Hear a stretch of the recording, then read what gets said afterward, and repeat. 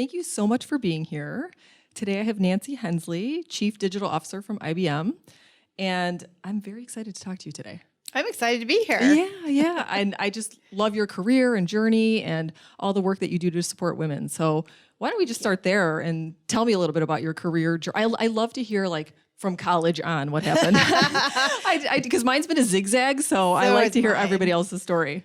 Yeah, I think my story is one of those that didn't end up where I thought I was going to be. No. And it wasn't bad at all. So I kind of let the road take me.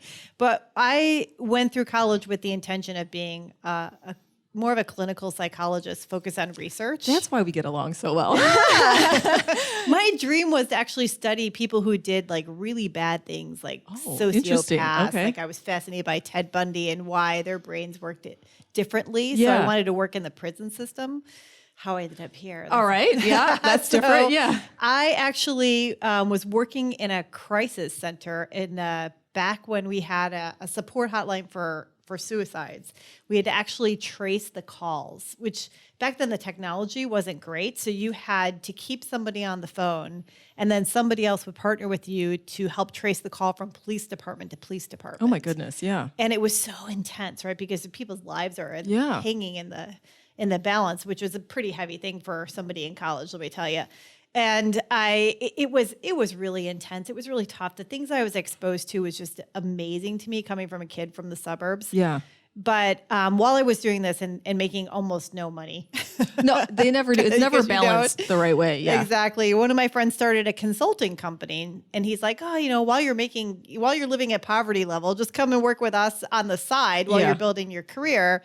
And, it was a really fun experience. It was a little startup in the consulting side. And I think that just kind of ended up sucking me into technology away from the path that I was on. Yeah. And so do you miss that work at all?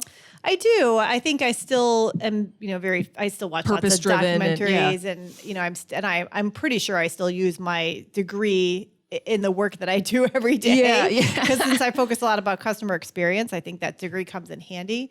But I think I fell in love with tech. And so that, one thing leads to another. I worked in a couple of consulting roles, landed in a consulting role. McDonald's bought me essentially. And did a lot of fun projects at McDonald's, ended up working for McDonald's. And it was really there that I fell in love with the whole data and analytics thing. Interesting. So wait, you worked at a consulting company and then McDonald's bought that company. Okay. No, McDonald's bought us. McDonald's bought me as a consultant. So I was there full time. Really didn't go anywhere else. So every day I would go to McDonald's for years. Yeah. They're finally like, why don't you just come work for us? Oh, okay. Okay, nice. Yeah. I did a lot of really fun projects, but I remember one of the projects that I really loved, and it's when I became an employee, was that the way McDonald's made money back then was in real estate. Like they owned all the real estate underneath the stores. And so choosing the right real estate was really important. And that process took forever. So we set out to automate that process and have the real estate agents go out and scout these locations, and they'd come back and they'd give us all of the data of the locations they were interested in. And we would take the model that was done manually that would take, hours and hours, sometimes a week, and automate that and then spit out a report for what that piece of property would yield us for a McDonald's site. Interesting. Okay. And that how long allowed ago us to be much more competitive. Was that? Because I feel like you were doing data before data was we cool. Were way ahead of our time. Yeah. We had a spatial data warehouse. We were doing that kind of analysis in the late 90s. So we were way ahead. And it was really important to have that competitive edge because Walgreens ended up being a huge competitor then. Interesting. Not because not from a burgers perspective, but because they were starting to put those standalone stores and they were buying the same pieces of property that McDonald's was buying. And so we brought in the spatial warehouse, we built that out, and then we're like, what else can we use this data for? So we started bringing in a crime layer so we could look at where we can make the stores safer. Like, that's cool. What else can we use it for, right? And it was like, wow, it's amazing how you can use data to transform a business. And so I just fell head over heels in love with that whole space and understanding how much that kind of data and insight can transform a business. And that's when I made the decision, I want to go work for a tech company. And I went to work for IBM and I actually came in on the sales side because I really didn't know what I was doing. And it was probably not too long into that job where I was like, I have lots of ideas on how I do things differently. And I was in a car with our general manager and I pitched this idea of not really productizing the work we do, but patternizing the work we do so we get to get some consistent quality around how we delivered analytic solutions. And she's like, okay, build a team, go do it. Okay. And is that the culture at IBM, that if you have good ideas and a plan, that they'll let you kind of go build something? So I think people would think that that's not very IBM, but I've had a couple of jobs, including the job I have now, that didn't exist as a normal job. So it really is. I think there is a good, innovative culture there that people just don't realize because we've been around for over 100 years. Yeah, and so I worked at Motorola and they were like that. And I like that because if I did good at one job, they'd give me another job that I probably had no business having because I was good at, or I had a plan or I had an idea. And there's something to be said about that within a culture, especially if you're an innovative entrepreneurial person. Absolutely. That's part of the organization. So that's very cool. Absolutely. So yeah, and that's actually how I got here. I mean, I've kind of bounced between product and marketing and technical jobs. I really, the reason why I like a growth and digital type of job is because it kind of brings all that stuff together. I am a product person at heart. I love product. Yeah. But I also care deeply about the customer experience and what that's like and how much that drives the growth of the product. It's pretty astronomical. And so having the chief digital officer role inside of a product organization helped me actually drive that data-driven culture around customer experience inside of IBM. Awesome. And so when I was at Motorola, we actually modeled IBM's transition from a product and hardware company to the services company, and they said it took 7 years to get there. Yeah. And so you lived through that, right? Where IBM kind of transformed their whole business model. We really did, and we've transformed over the years from just a hardware company to an analytics company to really now a company that's very focused on helping our customers leverage AI. And then even taking it to the next level, making that technology more accessible and consumable to everyone. Yeah.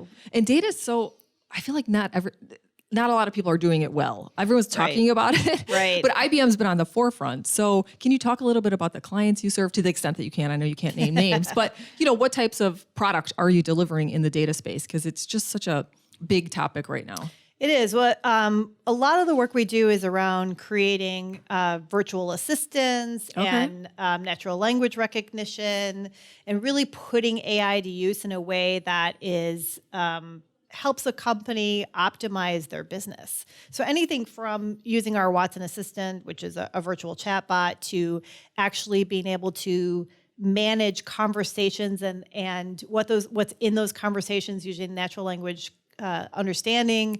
I mean, it's really kind of cool what companies are doing with AI. Yeah. You look at there was a recent FCC ruling passed around making sure that these conversations that happen when people are gaming are accessible. And so now all of those conversations that are taking place when players are gaming, chatting with each other, has to be accessible to people who can't hear. So you have to use AI to actually transform those conversations. And then there's lots of places you can go with there. You can manage player toxicity. You can basically have a much deeper understanding of the players in your game, the things that they're talking about. That can actually help you drive new experiences as a part of that game. So it is amazing the things that people are doing with it to operationalize it. And are you finding your clients are data ready, or that you've got to come in there and even help them get to the point where they have data? Hardly anyone's data ready. Yeah. And that's not even the right term, but you've got to help them with their data strategy, to taking a step even before even talking about implementing any data services. Right. Yeah. We have a saying that we use, that there's no AI without IA, without information architecture. Okay. I like that. Because those foundations have to be there. The data has to be there, accessible, ready to go. That's probably the biggest struggle. I mean, you go back to the days of business intelligence or even basic reporting analytics, everybody struggles with the same thing. They're moving data around on spreadsheets still. So that data is not truly accessible for AI. You have to build a pipeline that allows you to automate some AI capability on top of that. What we really focus on is how do we help clients build that pipeline? How do we help them get the foundations? How do we help them get things into production? So we've got some auto AI capability. And then how do we manage that so you can manage any bias that you have within those models, that's really, really key. Okay, interesting. We've been looking at bias for a long time. That's a whole other research project, which just fascinates me. Yeah, we'll say more about that. What do you like about it? Well, I think what I liked about it is one of the first people I met from IBM Research that was working on it was a woman who was looking into all the bias because so many models have been built by men. Oh, interesting. And, we don't mean to introduce bias into our models, but based on who you are, where you are geographically, socially, all of those things will introduce bias that you just don't see until the model's running for a while and you actually see the results of it. I just read an article, I think it was in Forbes, that was talking about how female academics tend to call their research supportive and builds upon, where males say this is novel and unique and innovative. And then their research ends up quoted more and cited more because of the words they're using, because the folks building the models to do that are men. So interesting, similar sort of circumstance with bias.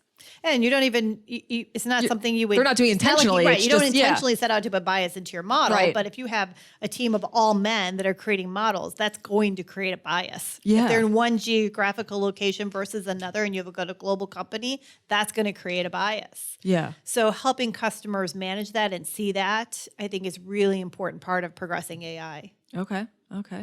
So talk a little bit about being a female in tech. As much as I want to talk data all day, I, of course, love the behavioral side. And Sure. So it's funny. Somebody asked me a couple of weeks ago in an interview, what's it like when you're the only woman in the room? And my response which is crazy was, that that's still the case. I know. I think my response was, I don't think I notice anymore. Which is kind of interesting. So I don't either. That's interesting. And I actually feel like that serves me better to not dwell on it or analyze it or think about it. I just sort of come in who I am and not think about it. Because I feel like when I'm thinking about it, then other people know I'm thinking about it. And then, oh my God, Right. So I try not to think about it. But there are times when something happens and it's glaringly obvious. What? Yeah. I mean, I was at a conference not too long ago, and it was there was a round table that was happening. I was the only woman in the room. Of course, I didn't notice, but it was a breakout round table. And one of the conference people came over and said, and it was supposed to be a breakout of executives, said, "Oh, I'm sorry, but we like to keep all the executives at the table." Oh my gosh. I was like, are you kidding me? I want a name. I want to know who this was. It was mind-blowing to me. And I thought, did he do that just because I was the only woman in the room? Like, what made him, choose me?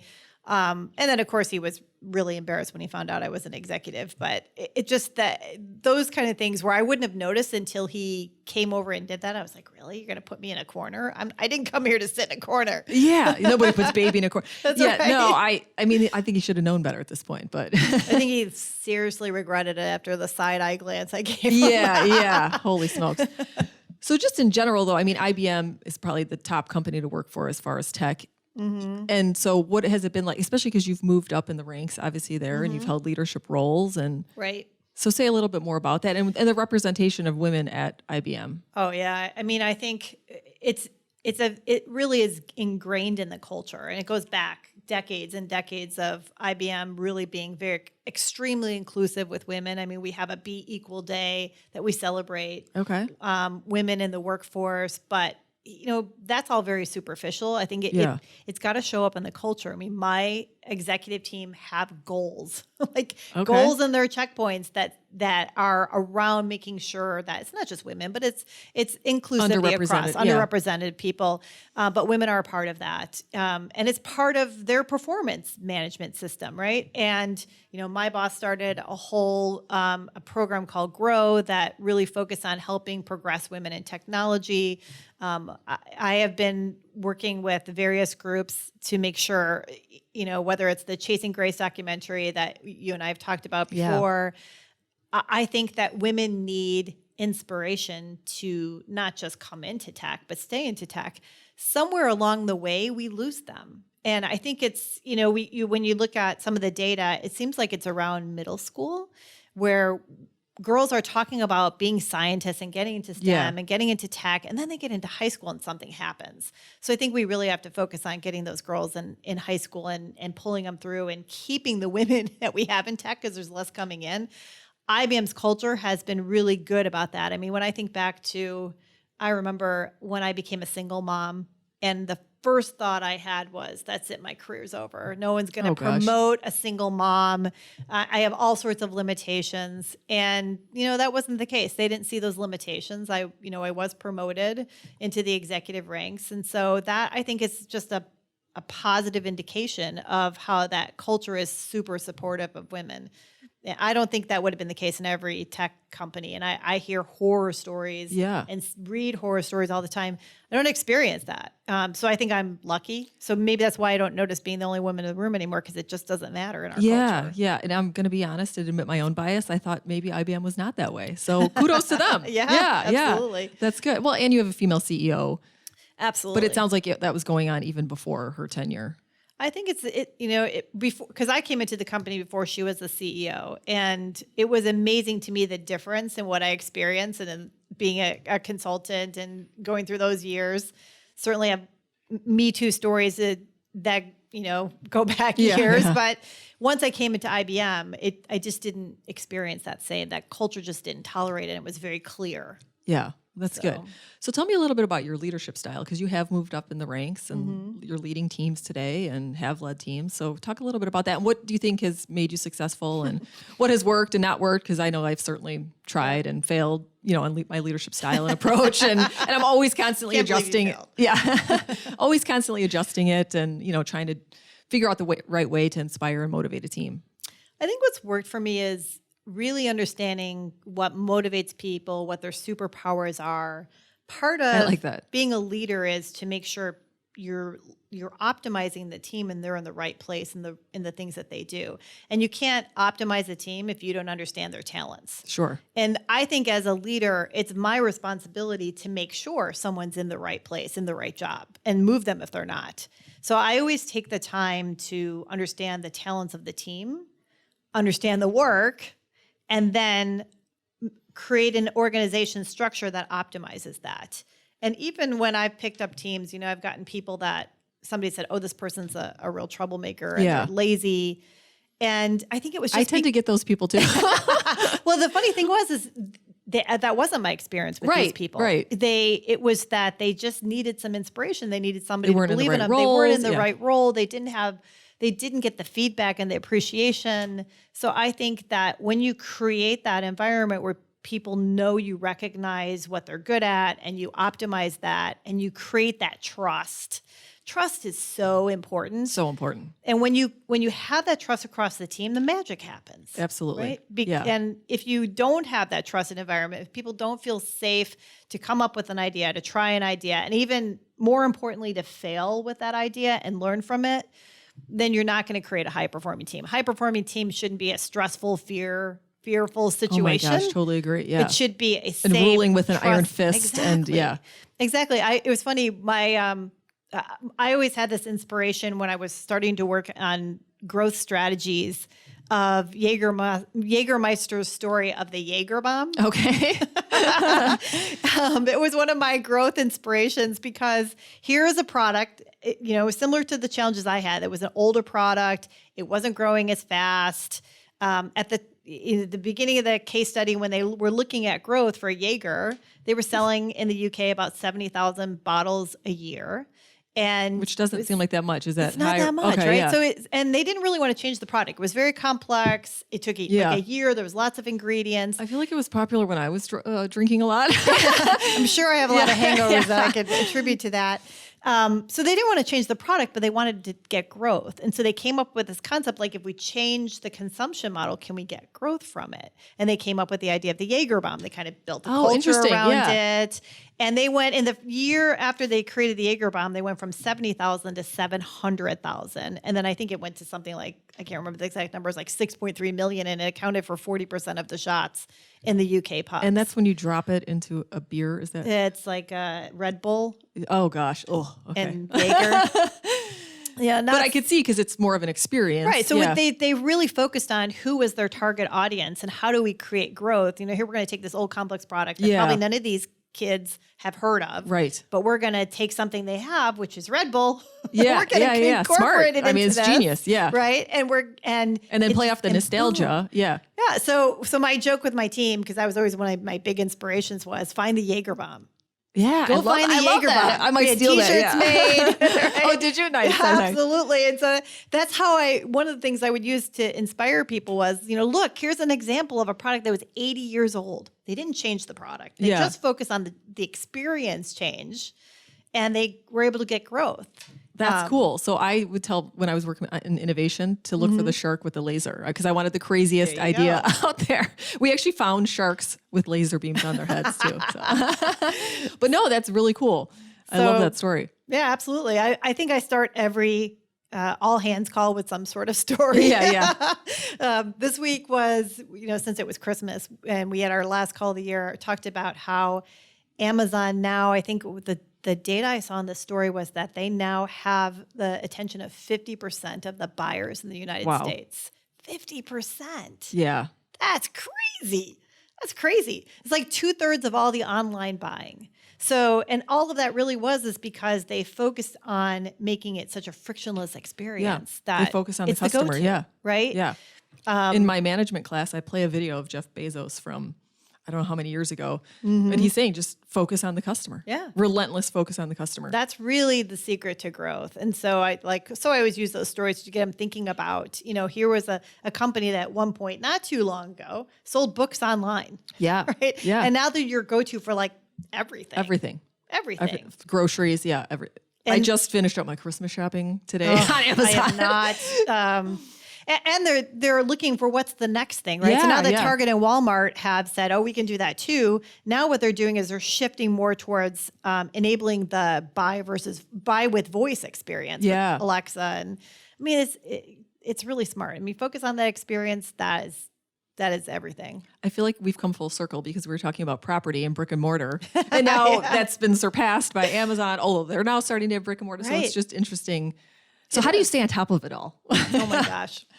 Especially like the data side, and it's just such a rapidly moving, especially being at the leadership level, because you're no longer that subject matter expert, and you kind of have to have the view atop. So how do you stay on top of it? I am that nerd that is, while I'm on the treadmill, is watching the You're like machine a cool learning. Nerd, though. You're a cool nerd. Thank you. Yeah. So yeah, I try and optimize my time as much as possible to learn while I'm exercising. I'm listening to books while I'm biking. I'm watching Andrew at Stanford talk about machine learning on my iPad while I'm on the treadmill. Okay. I am a Twitter and Medium junkie. Okay. I love those too because those are curated to the things that I'm specifically interested in. Yeah, bite size that allows me to dive deeper into things. Who was the gentleman at Stanford you mentioned? Andrew Andrew Ng, I think is how you pronounce his name. He's a professor. I'm probably mispronouncing his name. He's a professor who does a ton of great lectures on machine learning and AI. He's really funny. Yeah. So that's a skill. Yeah. Make that funny. I know. How do you make that entertaining? He's got like a dry sense cluster of humor, analysis. Exactly. But he's really great, especially for somebody who is just trying to dive into the whole area of machine learning and AI. I think he lays it out really nicely. Yeah, and I don't know how deep you go into algorithms and things like that, but one thing I learned while studying big data at DePaul was that these algorithms have been around for years and years, and they're just being built upon. And you kind of think like, oh, somebody's sitting in a room developing. No, they're actually using algorithms that were developed years ago, decades ago. We just moved our office. And so as a part of packing, we were finding stuff because one of the products in the Chicago office is SPSS statistics. Okay, I love SPSS. I'm an SPSS person. We were finding manuals and things from the late 60s, early 70s. I didn't know it was around that long. Yeah, it turned 51 this year, or 52. Okay, it's been around that long. On my desk, I have the 1968 typed manual from SPSS statistics. I would totally frame that. That's going to be worth something. It is. Someday. It's in a glass. Yeah. It's like in this place in honor of my office. But so you're right. It's the same algorithms, the same models that have progressed over the years. Not much of that has changed. One of the statisticians was telling me that one of the articles he wrote he said almost 20 years ago, is still getting reads. And he said, I just hit 2,000 reads on it. Oh my goodness. So it just goes to show it's exactly right. Those algorithms haven't changed much. Yeah. And I don't know if this is urban legend or not, but apparently Tableau was built off of an academic paper that was 20 years old. I wish I found that. Yeah. I would totally believe that. I mean, and researchers and academics, they put it out because they want to better the industry, and they're not necessarily looking to make tons of money on it. And so I could see it sitting on a shelf.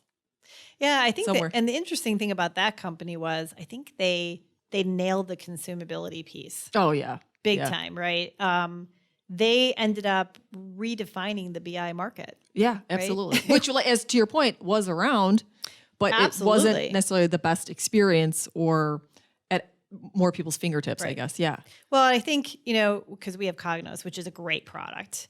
What Tableau did was really push out the whole goal of BI everywhere. So it was so much more consumable and accessible. And that actually caused the market to shift and almost be more commercialized, if you will.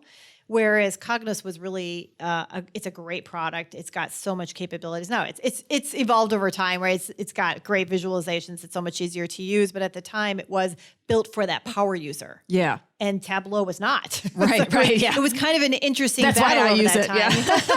But I think that just goes to show how important that consumability and accessibility is. Yeah, absolutely. And people will trade off functionality for that. And sorry for bringing up competitors if I did that. That's all right. I didn't even think about it. That's all right. So growth hacking, I've heard you talk about this a little bit. You were on stage talking about it. Can you talk a little bit more about it? Sure. And what it is? So growth hacking really is a combination of marketing and product. It is really a culture of experimentation to get growth. So, I have growth hackers on my team that spend their days and nights just running tons of experiments, and they're hunting for little pieces of growth. So it's never a silver bullet. It could be that, now that we've instrumented a product, we have a much better view of where customers are struggling, and we can focus a growth experiment just on that piece. Okay. So it's really being much more data-driven than ever before. And I think it really goes back several years.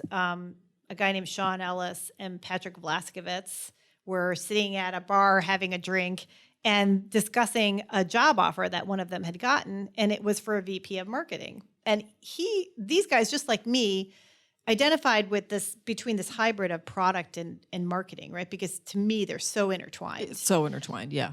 And he's like, I don't know. I don't think I don't want to be a VP of marketing. I want to be a person who just really focuses on taking a product and exponentially growing it. And you get a lot of the traditional stories of growth hacking, like they go back from Airbnb hacking into Craigslist. Yeah. And seeing the comments and what people were looking for. Or actually reroute. I think they ended up rerouting to their own website. Okay. Is what they did. So they hacked into an API, and when somebody hit a Craigslist ad, it rerouted to Airbnb. That is a true hack.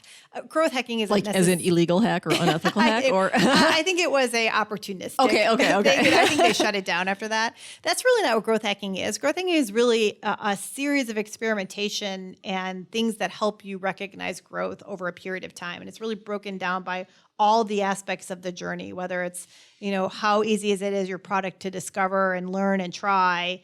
And how easy is it to acquire? How easy is it to use? Right. There's growth opportunities across all that way. And the whole reason why I even found this was I was launching the first SaaS product. And, coming from a traditional software company, I knew how to launch a product in that way, where you get it ready, you do all your launch work, you have an event, you train the salespeople, and then you kind of go on to the next thing. Sure.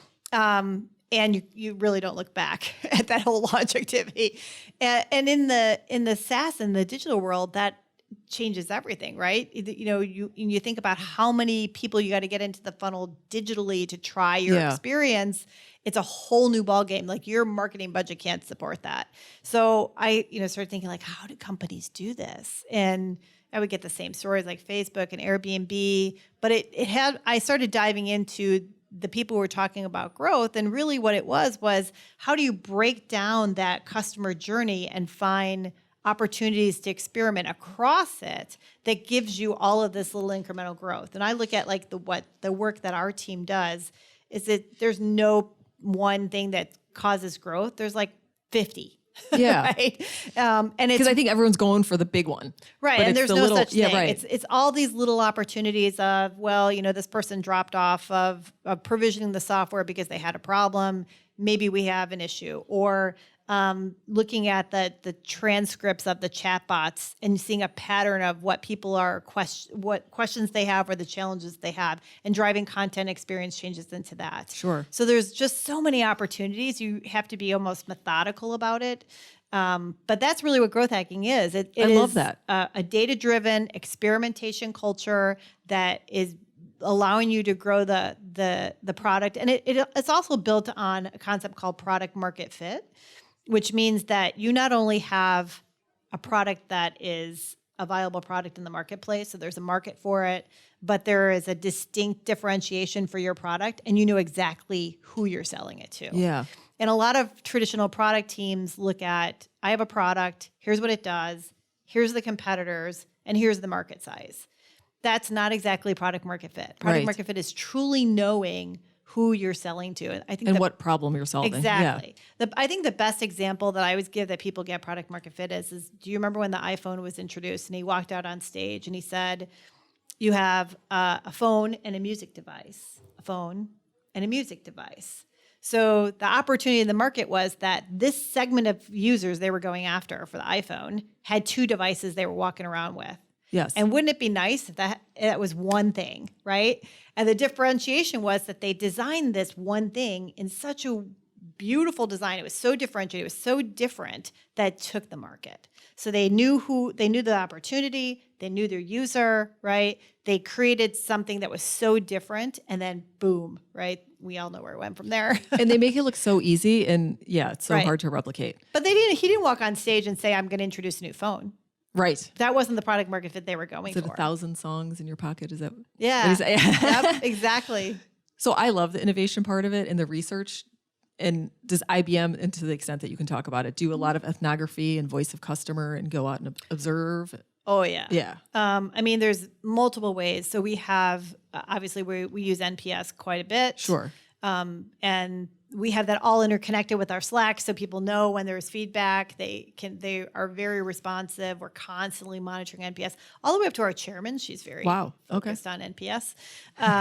We also do a bunch of user research. So part of the product team's work is to work with design, and there's two parts of our design team. One is the product design, like the whole UX, right? The other is just user research. Have we nailed product market fit? What is the experience? Where are those opportunities? And that actually fuels a lot of the changes that we drive back into the experience. Okay. So I think it's a combination of all of those things but it's constant. We always have a user research. We always have NPS on. Sure.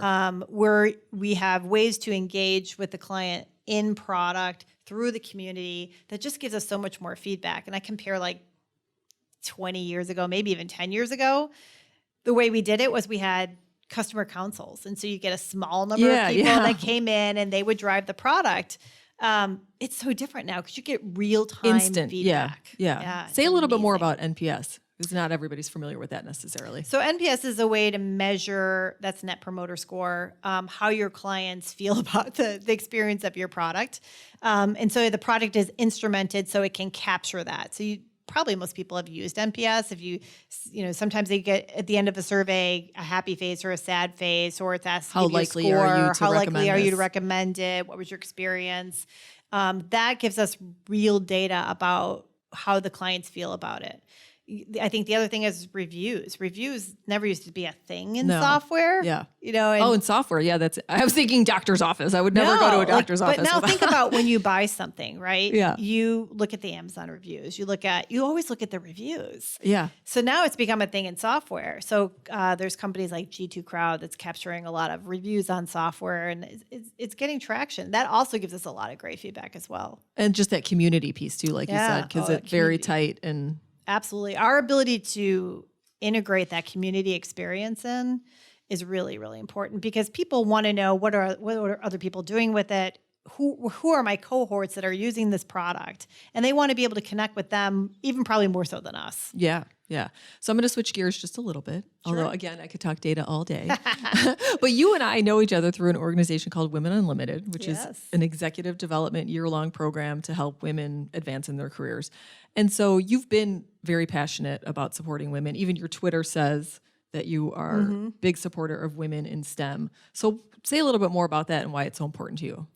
Oh my gosh. I think that I saw an article one time about the data of more women leaving than coming in. And yeah. I think a lot of it stems from the challenges of being a woman in tech. Sure. You know, not necessarily where I'm at, but a lot more in Silicon Valley. And like the bro culture and some of these horror stories that and again, not all of the companies have this, but companies like Uber where it was from the top down. Exactly. Yeah. It's seeded into the culture. And I just kind of felt this need to do something. Sure. So I think one of the first things I did was there was a company that was just being formed by a woman who was working at Google called Hire Tech Ladies. And so I became a founding member of that and contributed to the growth of that because I really felt like this was a great organization that's just helped connect women up to jobs in tech, became pretty active in that community. Then I got introduced to a documentary that was being done called Chasing Grace that was really about telling stories and sharing those stories to help inspire women to not just come into tech, but stay in tech. Sure. And I think there are a lot of women out there that need that inspiration. And I got to tell you, when the trailer was released of the work that I did with them, there were so many people that reached out to me and said, "Oh, you've inspired me." And you don't think that some of your words do that, right? Yeah. But there are women out there that need role models of other women who are in tech, have families, have made it through to the other side. And then they can look to and say, hey, if she could do it, I could do it too. Absolutely, yeah. Right? And that's why it's important to have women in the leadership ranks so that there are those role models. And I just feel it's extremely important to be that role model and to bring that inspiration to women because it's just so needed. And even, I remember even at IBM trying to find a mentor who was a woman who looked like me, who at the time I was a single mom, not a lot there, right? Yeah. Who made it into the executive ranks. And I did have an IBM fellow mentor at the time. She's since retired from the company, but she was an amazing mentor who, like me, was a single mom. And she was such a source of inspiration for me. Yeah. That I felt like I need to pay this forward. Yeah, I love that. Well, good. Well, thank you for that.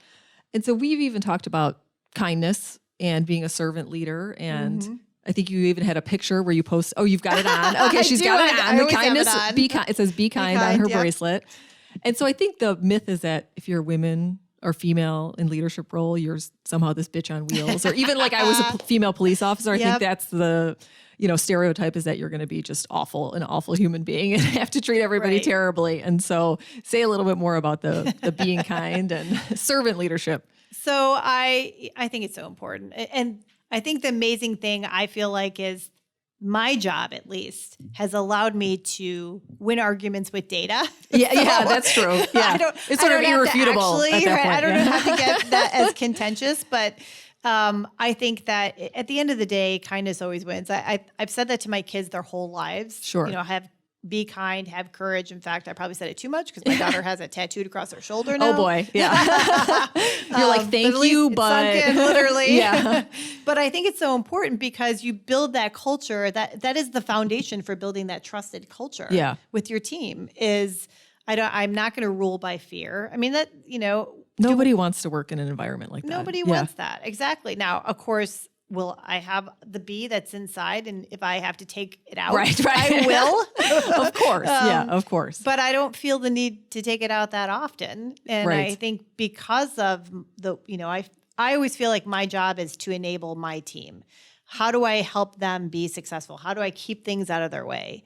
So I say the exact same thing to my team. And sometimes when I first take over a new team or start with a new team, they look at me like I'm nuts when I say that. Like, then they really don't trust me. It takes a little period of time for them to believe that is my role, is to get them where they want to be and enable their, what they're trying to do in their careers.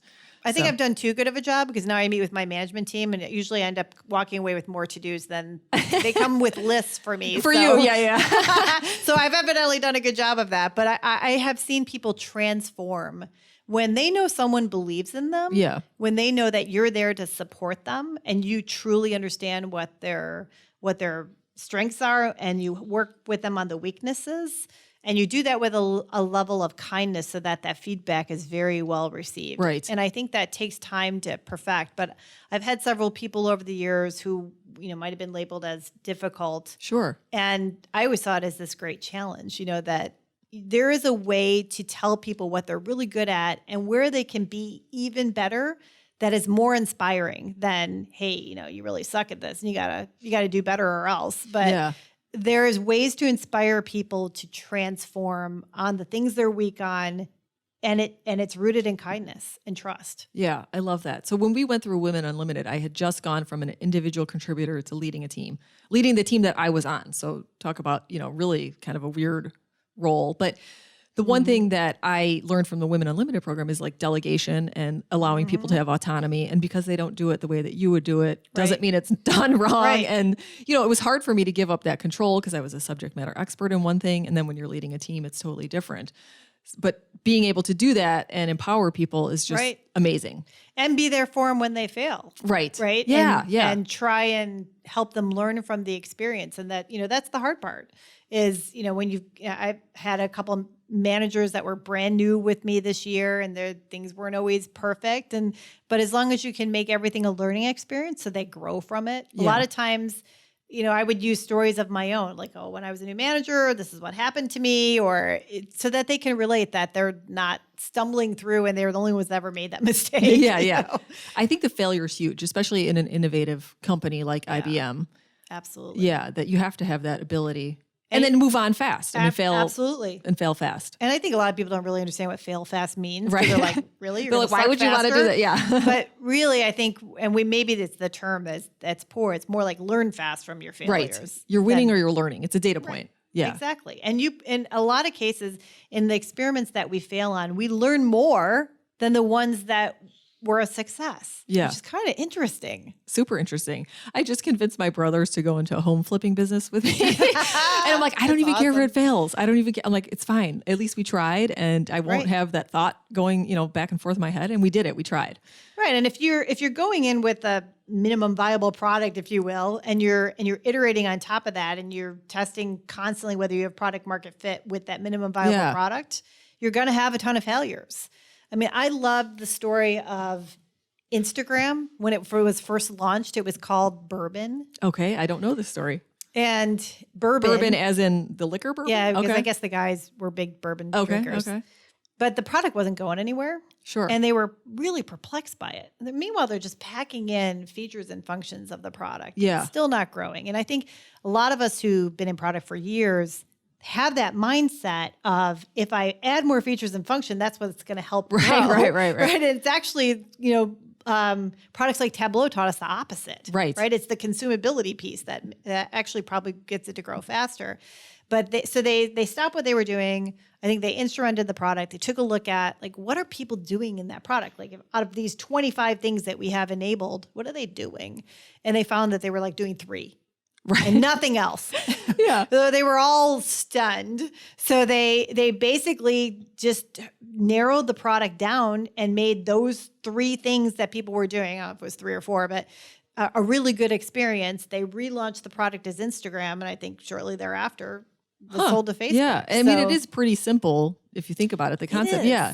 But it's really truly understanding what's going on, and I think the interesting thing is if they had just launched those 3 things, they would have seen it, right? But they just kept piling on top of it without understanding what the experience was like. I talk about this actually in my innovation class where it's the alarm clock with the 70 different things that it does. And actually people really only want the alarm clock. Right. Yeah. Exactly. But you have to have that insight. I mean, I'm a huge proponent of building in intelligence into the product so that you actually get that vision. Sure. And we've spent the last 2 years doing a lot of that. It's really changed the way we build products. It's changed the way we grow products. It's changed the experience for the products. It makes a world of difference. And I almost think going back to the simplicity piece, I think simplicity is actually more difficult to do. To do it well. Yeah. Yes. I think Apple's obviously the best example of that, but it's difficult to do it well. Yeah. Yeah, because again, our tendency is the more we pack into it, the better it will be. Right. But again, the market shows that the products that have grown the fastest have been very simple. Yeah, right? and solving that one problem Absolutely. and doing it very well. Interesting. Okay. So let's talk a little bit about Simon Sinek, because I think actually when you met him, you actually got to meet him, right? Did. And that's when I started reading him. And he wasn't really as popular as he is today. That was a few years ago, I think. And when I saw you, I'm like, oh, I'll have to check out this Mr. Simon Sinek. And so I did, and I was like, oh my God, amazed. I know. Yeah. I love his. He did a TED Talk. I think I've watched it like the Start With Why. Start With Why. I love it. I watch it all the time. Yes. I don't think I do a presentation without watching. Right. That. Yeah. It makes, and talk about a simple idea, right? Right. Yes. But I love his leadership philosophy. And he also is a big proponent of leading with kindness and creating that culture. I have learned so much from his books. Like, I think he's amazing. So insightful. Yeah. Oh my gosh. Yeah. And he does a lot of work with a lot of large companies in changing the cultures of companies. I mean, it's really what it should be. Yeah. Yeah. What is IBM's, going back to IBM, what is their tagline or mission statement or? Well, for us, we're in the data and AI business. Okay. We're trying to enable clients to in the area of AI. I mean, this is a challenge for a lot of companies. Everybody wants to do it. Nobody knows how to get there. IBM as a whole, I think it's more on at the corporate level. I should know that, right? It's more on the smart for good and leveraging smart. So it kind of goes back to the campaign we had years ago. Yeah. And do they still do the Think Fridays or set time aside to? We try. Okay. We try, but yes, we have the Think Fridays. The one thing that's been great is lots of education. We even have book clubs online via Slack. So we talk about different. So you guys use Slack. I've actually recently been turned on to Slack. I love it. I think we might be the biggest Slack user. Okay. Yeah. But you still have email. Yeah. Yes, unfortunately we do. At first Slack, it took me a little bit, but then once I got I'm addicted to it. I don't know what we do without it. Yeah. If you actually want a great entertainment is whenever Slack is down, which isn't that often, go check Twitter out because the memes when Slack is down are the funniest thing. Don't people just go home then? Like that is makes my day when it's down because it's the funniest memes I've ever seen. That's hilarious. Because it's amazing how ingrained that's become in the culture. And I actually got to meet one of the original growth leaders for Slack. Okay. At the Growth Hackers Conference. And the early days, Slack wasn't actually that user-friendly either. And I remember she had one slide that she put up that she was talking about how her favorite horror movie was watching people use her product. Oh, gosh. Yeah. Like me listening back to this podcast. But again, you nail that experience. Yeah. And it's not a complicated product. Right. But it's a simple idea. And let the really users works. guide it too, though. Let them get in there and work with it and kind of guide where it goes. And that they definitely did that, right? People were like, I don't know how to. I remember in the early days, it was hard to remember how to log in. It was one of those simple things that people gave them lots of feedback. Like, I don't remember how to log in. The login process was tough. Yeah. So, simple things, though. Mm-hmm. So you mentioned being a single mom at some point. So obviously you have a family. I do. And I always get the question when I'm speaking places or on a panel about work-life balance, which I have no answers for. But I mean, how do you balance it all? Because obviously your job's very demanding and you want to spend time with your family. I think it really comes down to setting boundaries so people know what's important to you. Sure. I think that a lot of women have a fear that those boundaries won't be respected. Yeah. I remember one time I was camping with the kids.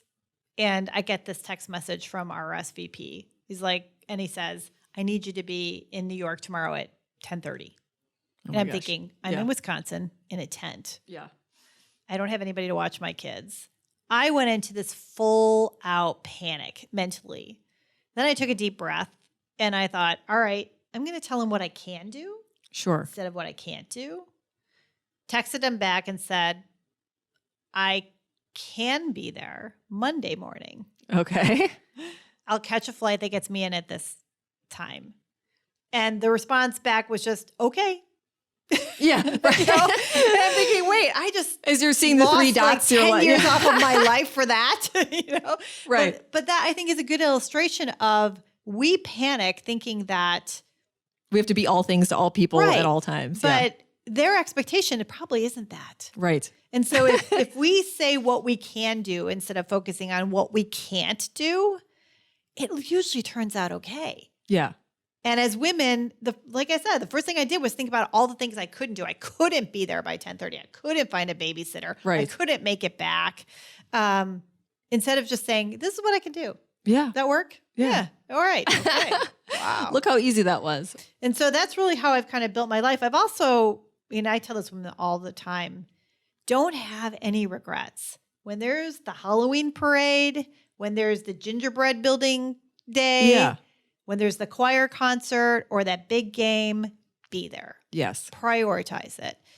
And then, because now my kids are both in college, I can look back and say, I didn't miss a thing. I have no regrets. That's pretty remarkable, given the role that you have and the work that you do. Yeah. But it's because everybody knew that was my priority, right? Those kids were my priority. I knew that they only had me.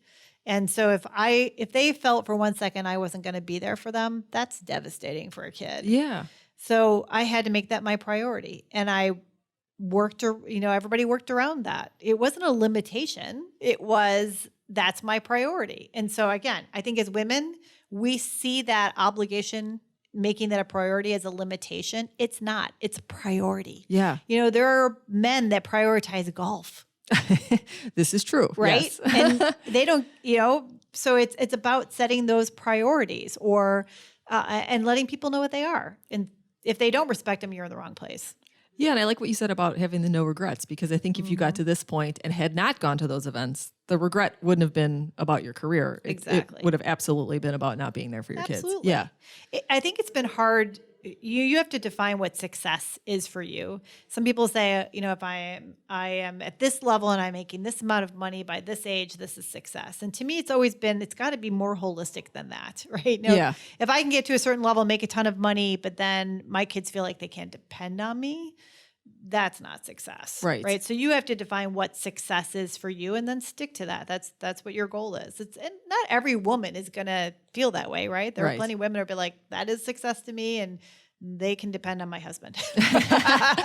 My husband does the laundry very well, so that's right.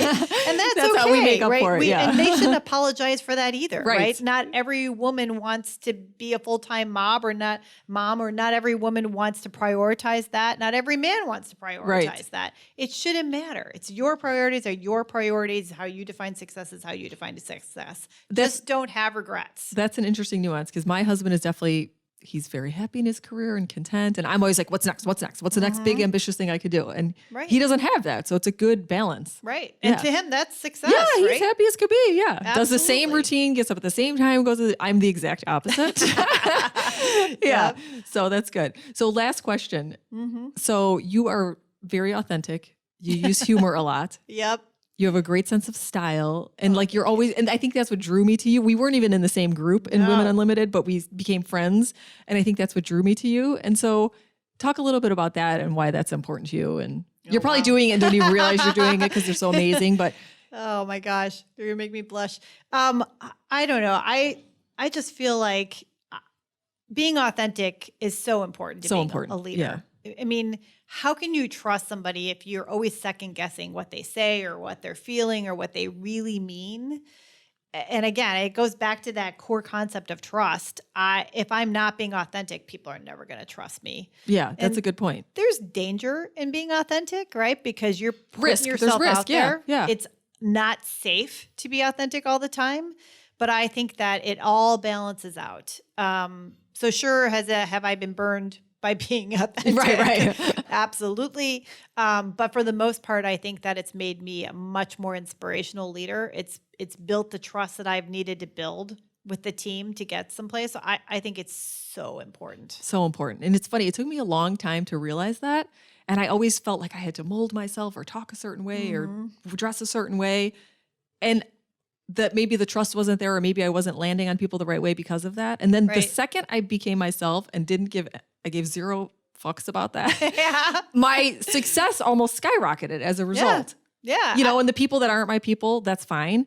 But there's a correlation between being myself and the energy that I got back as a result. Right. And if you try and change yourself to fit the situation, people pick up on that. Right. And eventually you're not going to end up fitting, because how can you not be yourself for that long? Right. Yeah. I mean, it's like even the little things I think about, like, oh, do I take my nose piercing out before Hell I talk to certain people? Yeah. Like, nope, this is who I am. This Yeah. is a part of who I am. And if people are freaked out by that, it shouldn't be. But I think a lot of people obsess too much about showing up in a way that people want you to show up. People want you to show up as you. Right. Right. And that's your value. Yeah. Exactly. So, and if you're not well received, then again, it goes back to you're not in the right place. That's not the right place. Yeah. Yeah. Well, awesome. I think that's a great way to end it. Thank you so much for I learned a ton and love spending time with you. So thank you so much. I love spending time with you. Oh, thank you.